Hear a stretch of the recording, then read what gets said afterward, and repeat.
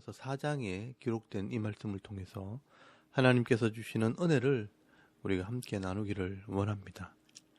여러분, 이 느헤미야서 4장 말씀에는 이 무너진 예루살렘 성벽을 다시 세우게 될 때 집요하게 방해하는 이 사탄의 세력과 또 그런 방해하는 세력들을 이겨나가는 느헤미야의 기도와 영성에 대해서 기록을 하고 있습니다. 여러분, 이 예루살렘 성벽을 수축하고 세우는 게 뭐 그리 중요하고 대단한 일인가? 어제도 말씀을 드렸지만 이 예루살렘 성벽은 이 성전과 이 백성들을 둘러싸고 있는 성벽입니다.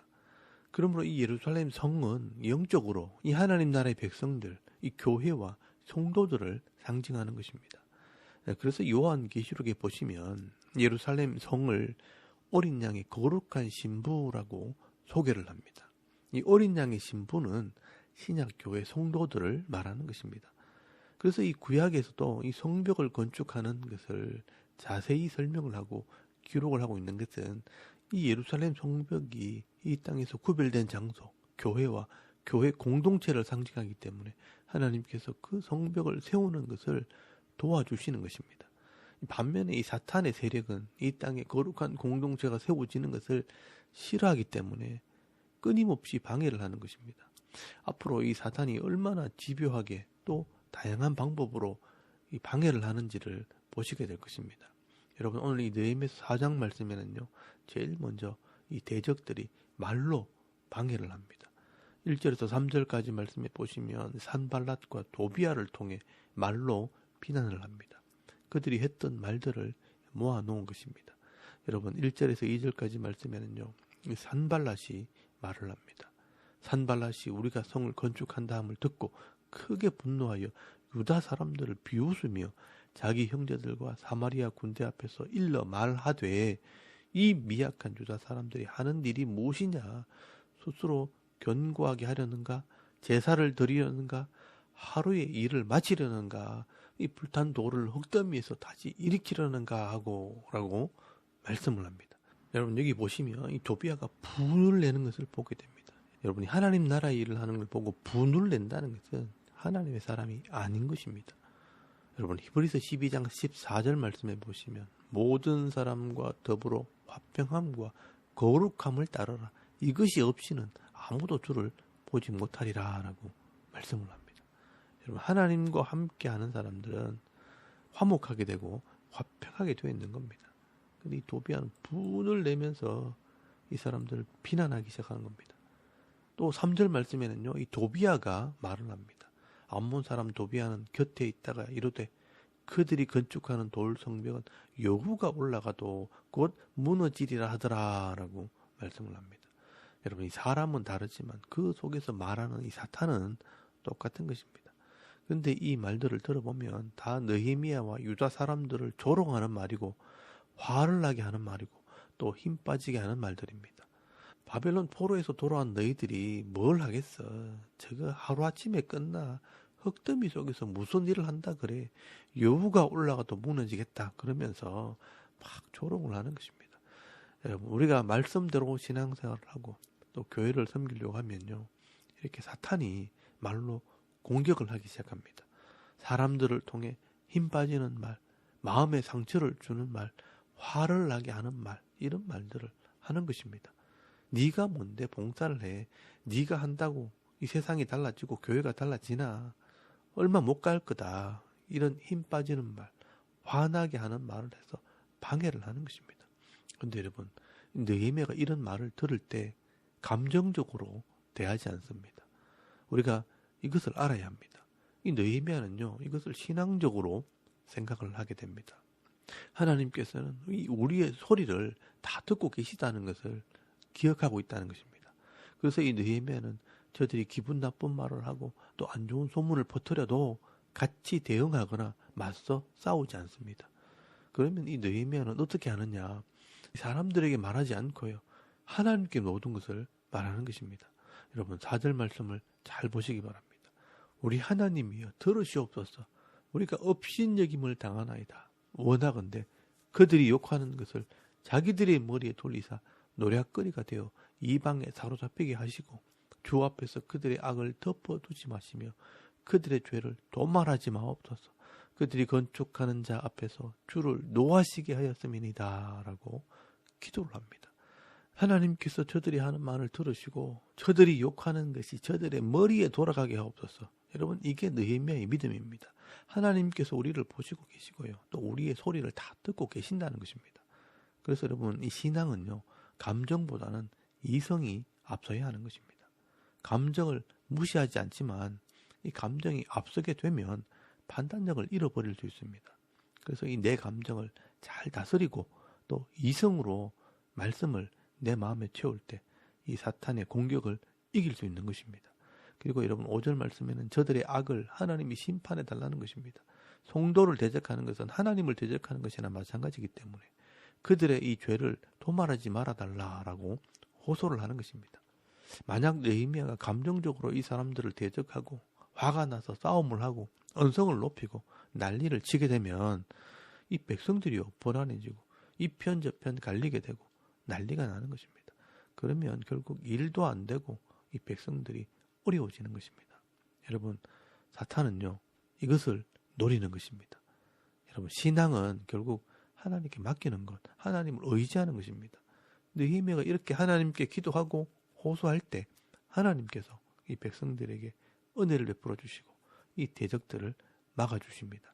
여러분, 6절 말씀에 보시면 이에 우리가 성을 건축하여 전부가 연결되고 높이가 절반이나 이르렀으니 이는 백성이 마음 들여 일을 하였음이니라 라고 말씀을 합니다. 여러분, 조롱을 하고 무시를 당해도 흔들리지 않고 하나님께서 주신 이 사명을 감당하게 되면 하나님께서 도와주시는 것입니다. 그래서 이렇게 묵묵히 이 사명을 감당하게 될 때 예루살렘 성의 이 무너진 부분이 전부가 다 연결되고 또 높이는 절반에 이르게 되었다라고 말씀을 합니다. 여러분, 여기 보시면 특이한 표현이 하나 나옵니다.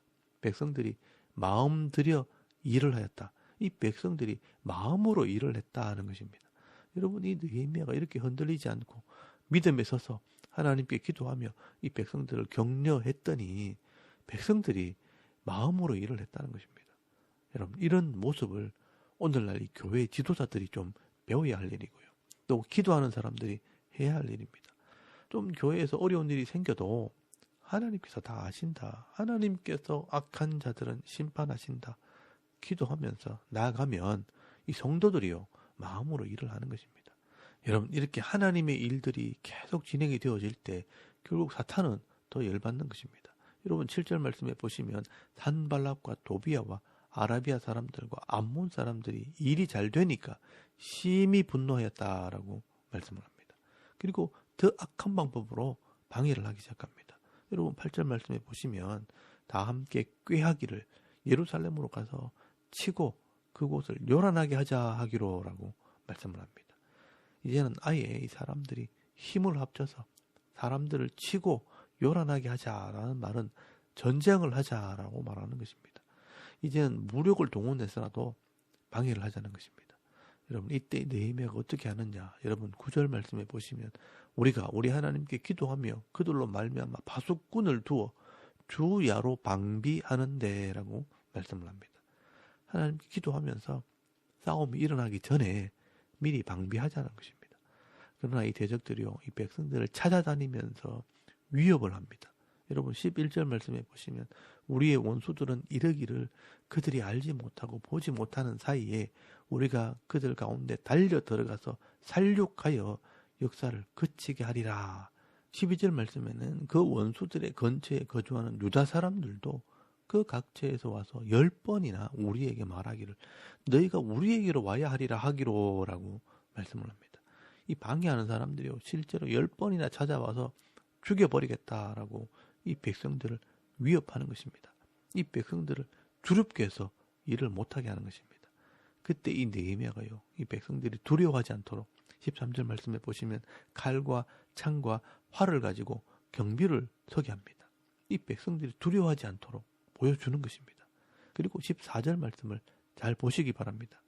내가 돌아본 후에 일어나서 귀족들과 민장들과 남은 백성에게 말하기를 너희는 그들을 두려워하지 말고 지극히 크시고 두려우신 주를 기억하고 너희 형제와 자녀와 아내와 집을 위하여 싸우라 하였느니라 라고 말씀을 합니다.